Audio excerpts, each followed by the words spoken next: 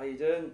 You're joined by myself, Frederick Sugden, and Neil John Griffiths from Arts Emergency. This Saturday, it's the Loose Lips All Day, a fundraiser at Grow in Hackney Rick. We've got loads of live poetry, hip hop, live bands, DJs. We're going to be running from midday till 2 a.m. Last year's event was absolutely amazing, and in anticipation of this year's, we're going to be chatting to Neil, one of the men behind Arts Emergency, which is the cause that we're going to be raising funds for and spreading awareness of. It's an absolute pleasure to be promoting their cause, and just going to have a little chat today to learn a bit more about what they do and why they do it. So, do you want to tell us about Arts Emergency, how it started and why it started, I suppose? So, Arts Emergency is a charity I founded in 2013 with my friend Josie. We talked about it for a good few years before we started to organise.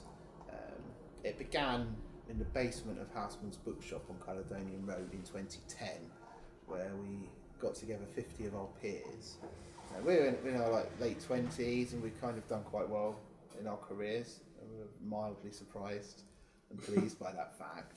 We were very concerned about the incoming coalition government, particularly around education, social justice, tuition fees. It obviously tripled very soon after we first started talking about it.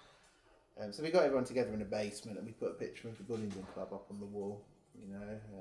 Goldsmith, Cameron, Johnson, et al., Osborne, of course.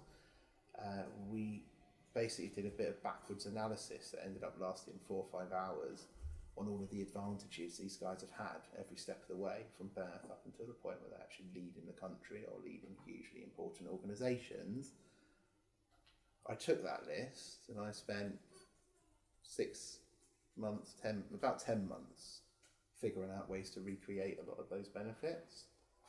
And soon after, we devised what we call our alternative old boy network, because we figured that it really was the connections, the safety net, the opportunity to fail and take risks, the sense of entitlement and ownership that they had of their destiny were some of the key advantages these guys have had that we didn't have when we were kids, and that the kids we wanted to support now and show solidarity with did not have either.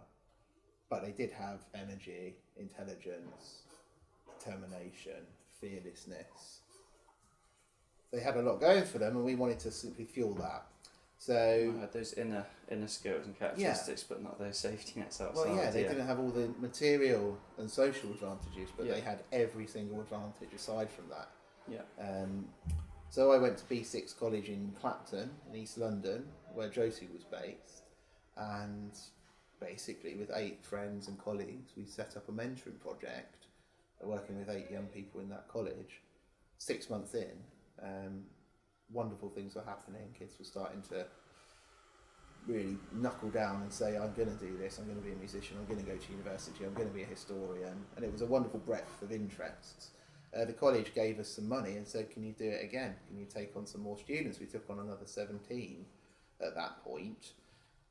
By the end of that year, all of them had applied to uni, bar one who had just changed college to get onto the right course to get to uni, and that was in theatre, set design. And it felt like a huge achievement, so we went again. And I was working in the charity sector at that time, raising lots of money for really establishment causes. My background was as an activist, so I liked the fact this was very direct, subversive, grassroots organising model, and we just grew from that point on. We grew from 50 members in this notional network to 150. 20 of them gave us money to allow me to slowly give up normal working life and run this full time on peppercorn. We had a formal registration as a charity once we raised £5,000 in 2013, which was a great load of fun. Ended with Jimmy Carr getting booed off stage, which felt, although excruciating in many ways, it felt quite apt that, it kind of made us realise, we're definitely grassroots. we definitely are expressing through our actions a sense of wanting to do something that a lot of people had, that came from, not politically, but came from the left, the progressive side. It came from people in their 20s and 30s, After that event, and we ended up in the Daily Mail with a big stink, which was fantastic. We ended up with about 700 members across Hackney and London generally. So I started, this is a serious thing.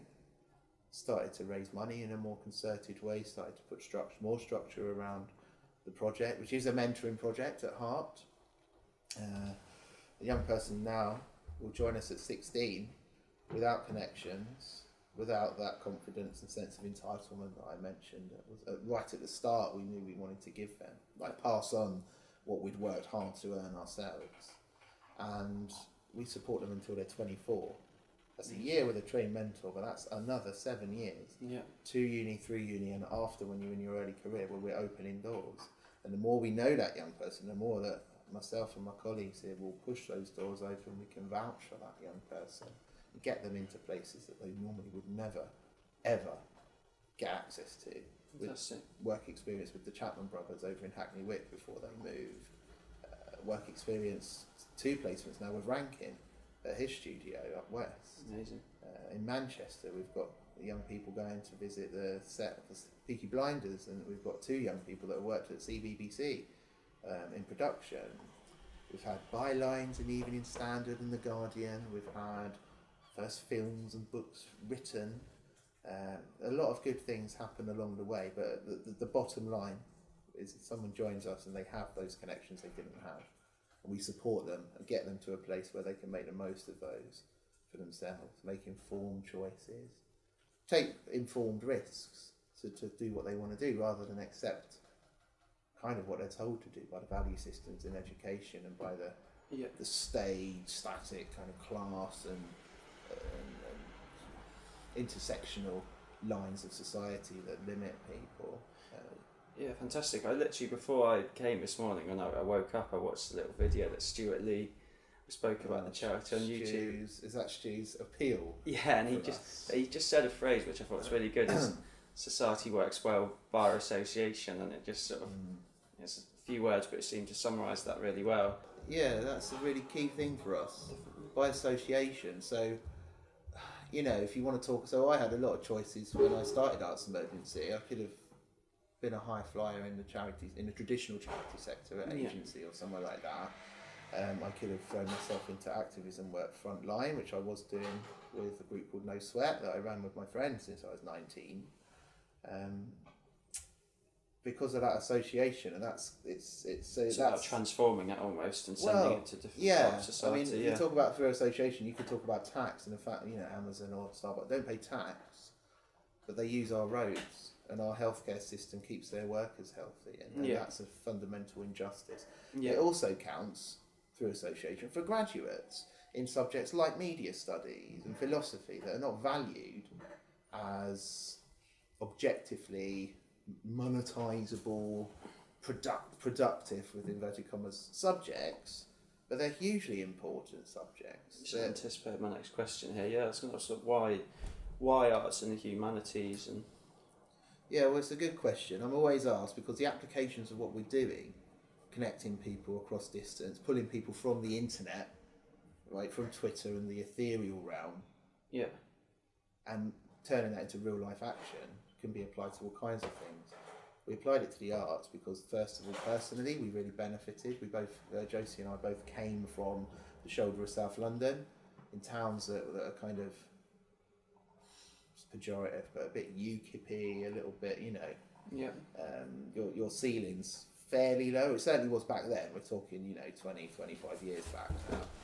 The areas are different now. So we wanted to pass that, and we felt that the arts, we both did English, opened up a wider world. It was a way into this wonderful world that was free in terms of knowledge and creativity, full of people we'd never have met. So that was the personal side. But fundamentally, you can't do cost benefit on things like humanities. You can't get every benefit and every single productive monetizable output from these subjects. But it doesn't take much thinking to realise that liberal education, arts education, humanitarian education in the social sciences create the moral universe we live in. They create the political universe we live in. They underpin democracy, because if you can't make a good decision in your own interest based on fact, critical thinking skills. If you can't imagine a better future for yourself or for everybody, using creative skills and a sense of agency and communication skills that allow you to sort of propagate any vision, you're not really a citizen. Yeah. Not in the truly democratic sense. You're not really equipped. Do you think that's underestimated by the government and those echelons of society as well as like everyone else? Which is I think that is underestimated is your choice phrase. I mean, you could come up with various. Yeah. I guess I use with the comparative point, which underestimate is probably it's not a strong enough word pretty to vanilla, use. But yeah, no, you're right. You're right. But I mean, compared with the rest of society, because I feel like when I was growing up, there was like my view of that was brought on by my friends and family. Do you know what I mean? Potentially, not all of them. I hope they're not necessarily watching this. But those people around you who probably who bully that into you to some extent, but also it's definitely from the top down that attitude is. I mean, I grew up in a town called Swanley, Greater London, in the borough of Bexley, and my school, the choices we had were you join the army, you drive a van, you load a van. And it's very shorthand, right? Yeah. But that was pretty much what the majority of my peers were considering doing, and that wasn't for me. So I'm personally invested in what I'm doing, and there is a cultural, like peer influence, all kinds of things. And I'm just talking as a guy that's white from a working class background, and that, you know, there's different things for everyone on the intersectional line that are constructed and personal, political. So absolutely, but politically speaking, of course, it's about value systems. It's about, as Stu would say, because he always quotes Margaret Thatcher, or the criticism of Margaret Thatcher, which is the price of everything and the value of nothing. So when I talk at the start of this little bit about cost-benefit analysis, well, that's because that's their value system. And we're fundamentally about mentoring young people, empowering and connecting those young people so we can diversify who makes culture, because culture is politics. It's not a separate thing, right? And we run a very good service to do that. Philosophically, the reason that someone like me has invested so much into it from a political activism background is because it's also extremely important that we do start to have different value systems put into action in a society where it is all about money, and it's quite hierarchical and quite limiting. It stymies people's better nature on a broad scale. I believe, I think that if a young person is driven to achieve within a small context, not just low ceiling aspiration in terms of careers, but it's all about being good at maths and STEM, because that gets you a job, because uni costs money. So you're going to choose your degree because you've got to pay for that degree, and you've got to earn money afterwards to pay for it and to pay for everything else. Where does that leave us as a species, not as a society, where does that leave? It leaves us in a terrible cul-de-sac. So all we're trying to do in a very small way with Arts Emergency is build on the philosophies of groups that have influenced us in the past. Anarchist groups, the Situationists, William Morris, all of those things kind of came together. A little milieu, one of my favourite words this week, milieu. A little milieu of different influences that we've tried to put into action. And I think that's why we have people that are so passionate and are so invested in what we're doing, both as young people and as volunteers. There's something we're doing that's not just your usual charitable work. I think we're trying to make a statement through our action to say a better world is possible. It's in our manifesto. Another world is possible. Reclaiming the future and imagining a better future is not just the tired, weary soundbite of the flagging creative. It is a rallying call definitely for our generation and for the generation coming through behind us to say we have to do that. We have to do that for existential reasons. Yeah, and thank you so much for continuing to put that energy behind that rallying call, because it needs that. It's important. It's an important effort, We're not the only ones making that point. We are probably the only ones that reificate and manifest that in an attempt to deliver, to create conditions for young people to start to kind of put that into action. Looking at that behind us, I don't know if it's in shot or not, but there's quite a lot of interesting quotes around. Be fearless, you're just as entitled as anyone to have the life you want. Well, you can see how that came from the Bullingdon Club analysis and discussion, can't you? Being fearless is one thing young people have that we don't when we hit our 20s. You know, when you're coming out of university, you're yoked by debt, you're yoked by pressure to, you know, all kinds of things that you don't have at 16. There are good statistical reasons we work with people at 16 in terms of the choices they make, in terms of being able to benefit from what we're offering. But also there's a broad, quite romantic point that Philip Pullman, who you might see on our website, spoke really eloquently at the Oxford Literary Festival with us a few years back. But he talks about at 16 how poetry, music, reading, people around you, you know, I always talk about in terms of constructing your identity, you're at a really formative stage. And he flips that and talks about actually you're struck by these things with a potency and power that you're often not. And it is a really important time in someone. Yeah. And you're fearless at that point because you've got that intelligent naivety, and I really believe if we can empower young people at that stage in their lives, give them things that they don't get elsewhere, that could lead to something quite wonderful and quite important over time, which is why we're long term. It's why we grow so slowly. We didn't rush out to raise £1 million. I used to raise 12 million quid plus a year for charities just through sending donation letters, placing ads. Yeah. Didn't want to do that with this. We want to build something that grows slowly. It gets as big as it gets. 6,000 people supporting it across the country is pretty exciting. Yeah. But that's not the end game, you know. They might give us £1 a month. They might give us £1,000 a month. People do both. But we just want it to be something they can commit to and build this with us. Yeah. You know, it's a movement that we're always learning what more we can do with it, but it's such an unbelievable resource for young people. That's the bottom line. You know, my philosophical reasons for doing it are one thing. A young person at 16 joining this, if they switch on and they see it, and my former colleague Sile, who also mentored with us, said about when she was speaking to groups of young people, the more you push, the more you get from this. You know, and that's not just true of us, it's true of life, and that's the attitude that we hope we can imbue young people with, is push, push, push, because you will open those doors and you will change the world. And I don't use that phrase lightly, because a lot of people say things like that and it's not backed up with a good thought out plan, you know, to do that. But we do have a good thought out plan to do that. We have to write it down in various different ways for various different people. But, you know, that's the heart of what we're doing here. Fantastic. And if people thinking practically about where their money is donated to, where does it go to? It presumably supporting those tutors, and also what else is it invested towards? Well, that's pretty much it. Everything goes into running this charity.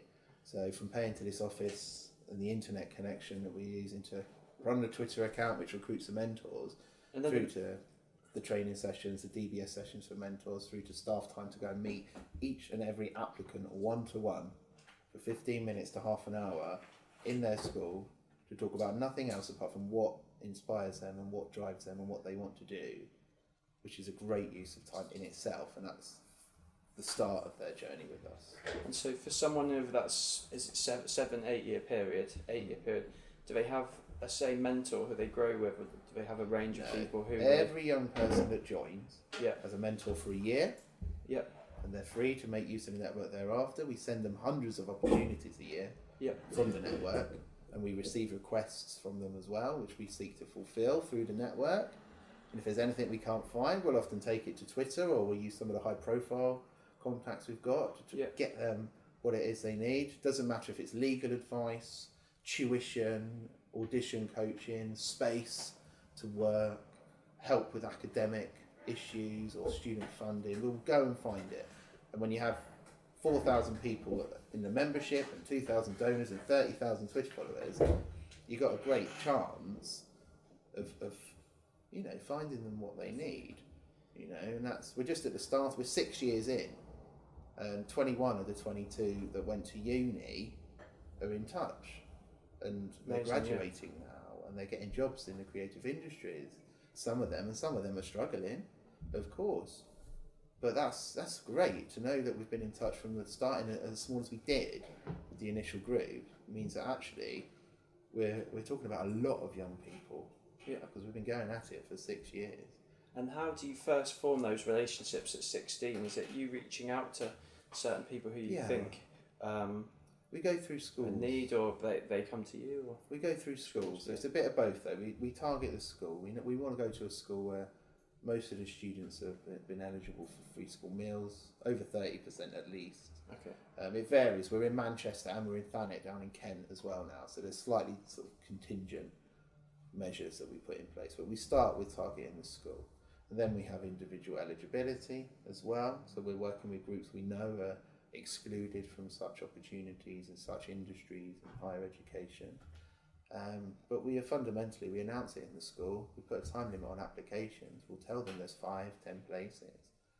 And maybe with a bit of nudging from teachers that are invested in these young people, but they self-refer to us. And that's important because we don't want to... They need to be able to benefit from what we're offering. It's extremely important that they want to make use of it, otherwise it doesn't work.